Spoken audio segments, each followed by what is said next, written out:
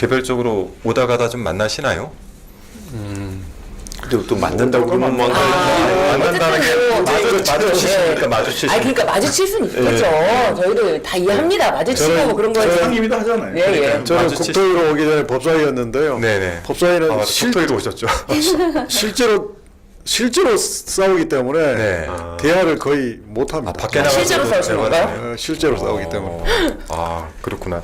이게 지금 윤석열 석방되고 난 이후에 검찰의 즉시 항고권을 삭제하는 법안을 국민의힘이 낸 겁니까 이거는? 예, 지금? 냈죠. 지금 국민의힘 이제 네. 법사위원들 주축으로 해서 냈는데요. 네.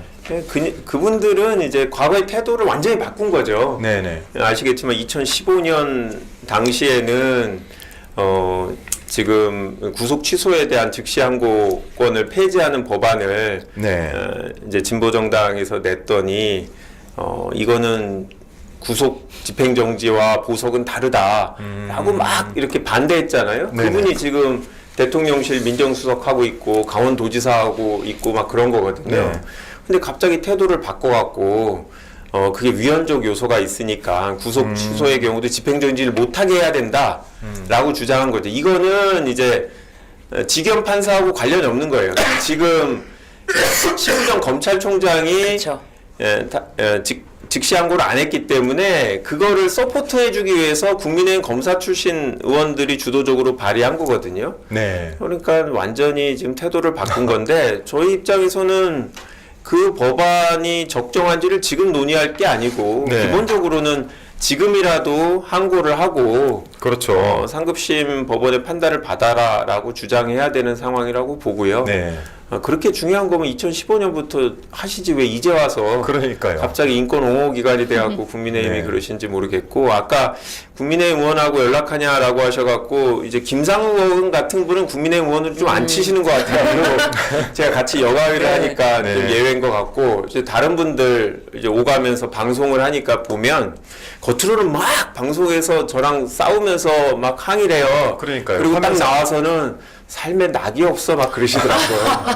술만 먹고 살아 막 이러시는 거예요. 그래서 네. 이분들도 대외적으로 말을 못할 뿐이지 네. 일단 다 대선 캠프 어디 서야 되나 이게 지금 1차적인 고민이신 것 같고 네, 네. 그다음 2차적으로는 이제 뭐 당장 이제 그 지도부가 대통령 찾아가는 게 너무 이제 내부적으로도 불만이 있는데 이거를 이제 문제 제기를 못하고 있어서 당내에 이게 친윤 의원들이 되게 주도 의총 분위기를 좀 끌고 가나 봐요. 친윤 쪽에서. 네. 그래서 일부 의원들이 좀 이제 문제 제기를 하는데 지금은 분위기가 대통령이 딱 나오고 기세등등한 게 친윤 쪽인 것 같아요. 네. 예, 그래서 저희한테는 뭐 나쁘지 않은 상황인 것 같아요. 국민의힘이 바른 방향으로 가기는 좀 어렵지 네. 않을까. 네.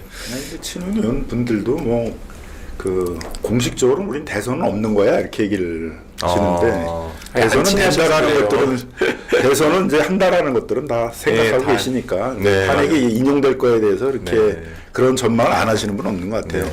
항고 얘기가 나왔으니까 이 항고를 안 하면 굉장히 이제 혼란스러워. 항고도 이번 주 안에 해야 되거든요. 이번 주 안에 해야 돼요. 네, 근데 항고를 박세현 특수본부장은 보통 항고를 안 한다고. 예, 근데 항고를 안 해버리면은 지금 이 서울중앙지법의 한 재판부가 판단한 게 이게 기준이냐가 헷갈려 버리잖아요. 그러면 앞으로 구속기간 계산할 때 날짜로 해야 되느냐, 시간으로 해야 되느냐는 이제 그럼 다 혼돈스럽잖아요. 그거는 그러니까 이제 혼돈스러운 거는 아무래도 그걸 주장하고 싶은 사람들만이고 재판부는 확실합니다. 윤석열만 예외.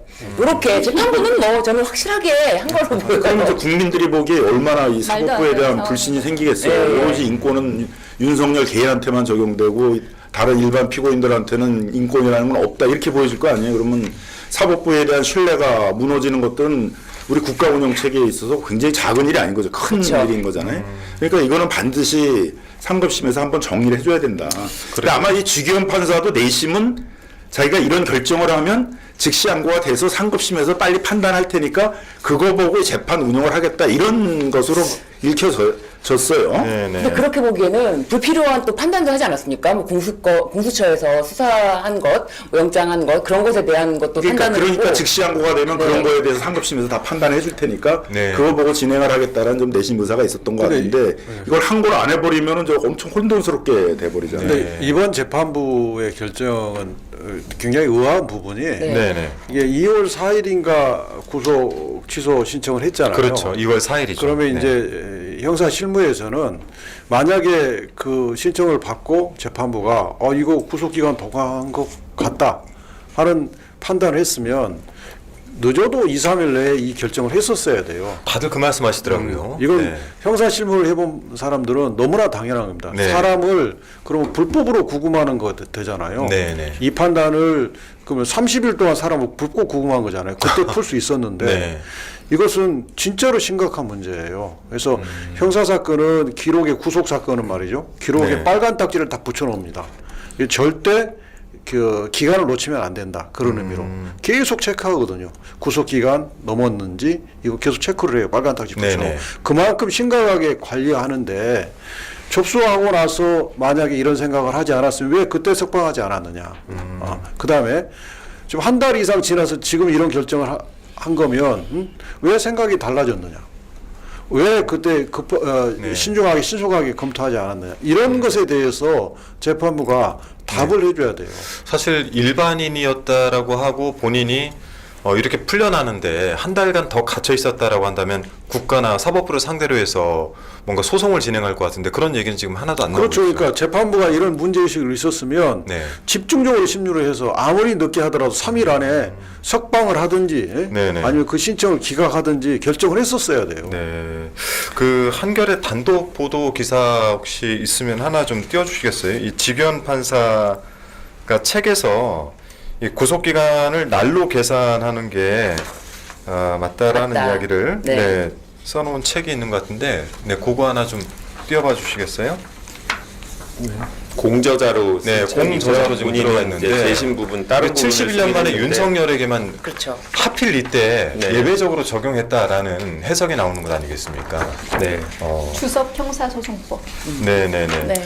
사실 이게 52회 사법시험 문제로도 나왔습니다. 아, 그래요? 예, 이게 시간으로 계산하는 건지 일수로 계산하는 건지. 아, 그렇습니까? 52회. 합격자 다시 바꿔야 예, 예, 형사법법. 혹시 차이로 그렇죠. 아니 2차 시험 문제였습니다. 네. 그렇기 때문에 법조문과 근거에 대해서 명확하게 작성해야 되는 건데 이런 사법 시험을 통해서 다 법조를 네. 배출하지 않았습니까? 네. 근데 지기현 판사 지금 뭡니까? 이 사법 체계를 무너뜨린 것이다. 좋게 해석을 해주면은 이제 주석은 이제 실무례를 쓰는 거니까 실무례에 의하면 이제 날로 하는 거다. 네네네. 근데 그 실무례를 바꾸고 싶다는 거잖아요. 저희가 그런데 인권 문제는 날 시간 이런 게 문제가 아니라 체포 적부심을 청구하지 않았습니까?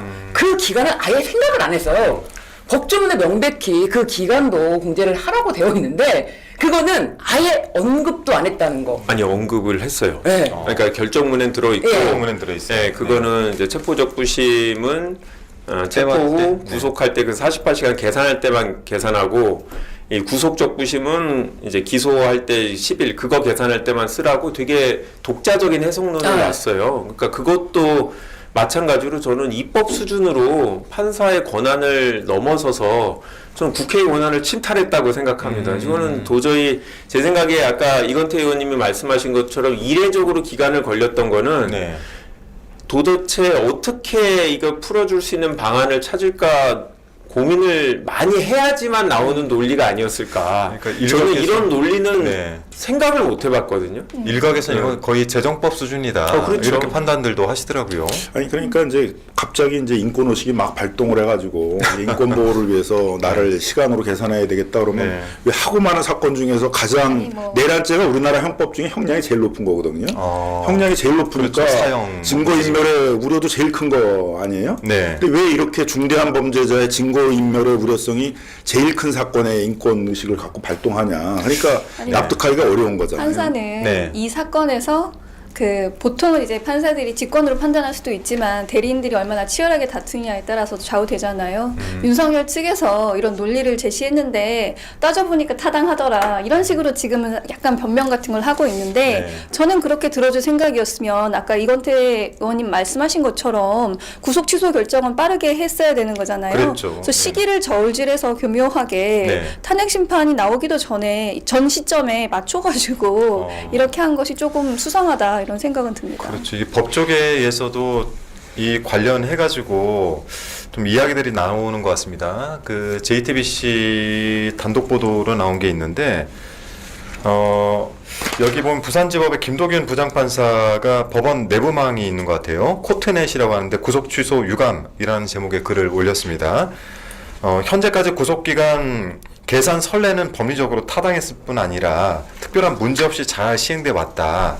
근데 검찰은 무슨 연고인지 쟁점이 형사 절차상 매우 중대한 의미를 가질 뿐만 아니라 법리적으로 상당한 논란이 존재함에도 즉시 항고조차 하지 않았다라고 했고, 이 고검의 검사도 이 프로세스에다 구속 취소 사유 등이 궁금하다 이런 제목의 글을 또 올리기도 했습니다.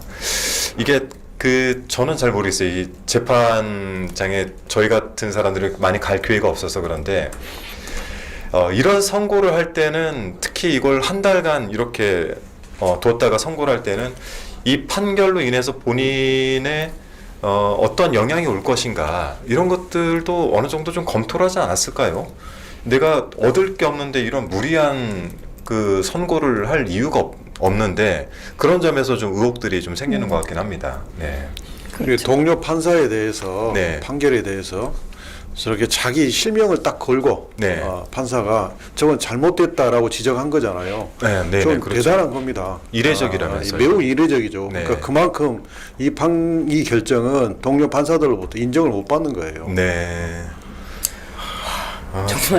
정말 이 폭풍이 와 저는 뭐 박세현 특수본부장이 최소한의 뭐 보도상으로 보면은 즉시한 거를 포기하라라는 대검의 지침을 따르지 않을 것 같은 어떤 그런 다툼이 있는 것 같은 그런 보도도 있었거든요. 네. 그럼 실제로 특수본부장이 그 업무를 하고 있는데 그런 뭐 내부에서 그런 충돌, 마찰이 있었을까요? 아니면 그것도 언론 플레이일까요? 저는 그거 좀 궁금하더라고요. 어떻게 보시나요, 이건태 의원님? 그 특수본부에서는 강력하게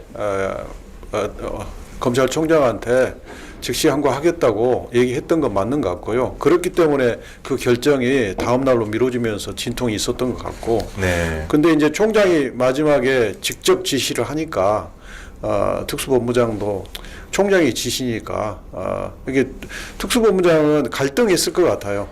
이 부당한 총장의 지시에 대해서 그래도 총장이 검찰 동일체 원칙이 적용되는 상황에서 총장이 직접 지시하니까 그건 그 논리 보면 들어야 되고 또 자기가 생각할 때는 이거 부당한 지시로 보여지고 네. 그런데 갈등을 하다가 총장 지시를 받아들인 것 같아요. 근데 심우정 청장은 본인이 말로 뭐 이혼 가능성이 있기 때문에 나는 내 행동이 정당했다고 하지만 그건 반드시 책임을 질 겁니다. 왜냐하면 네. 그러면 심우정 총장한테 우리가 이렇게 물으잖아요. 위헌 가능성이 있다고 그랬는데 네. 그러면 위헌이 났어? 그 조항이 헌법재판소 위헌이 났어? 그러면 제 생각입니다. 이렇게 대답할 수밖에 없잖아요. 네네. 그러면 당신의 독단적인 법 해석 그 의견을 가지고 살아있는 실정법을 당신이 깔아뭉갰다는 말이네? 뭐라고 대답하겠어요? 그러니까. 그러면 그 살아있는 실정법을 깔아뭉갠 그 독단적인 해석을 가지고 거기에 대해서 반대 의견을 내는 특별수사본부장한테 지시를 했다는 말이에요. 그러면 당신이 가지고 있는 지휘권을 남용한 거 아니냐, 직권남용 아니냐. 이것을 쉬워 보이지만 결코 심 총장 입장에서 반박하기가 굉장히 어려워요. 네. 그래서 지금 공수처에 우리 당에서 고발해놨잖아요. 네. 심 총장은 이 고발 사건으로 저는 처벌 가능성이 매우 높다 이렇게 생각합니다. 그러니까 이게 지금 특별수사본부라는 제도에 대해서 좀 이해를 할 필요가 있는데요. 네.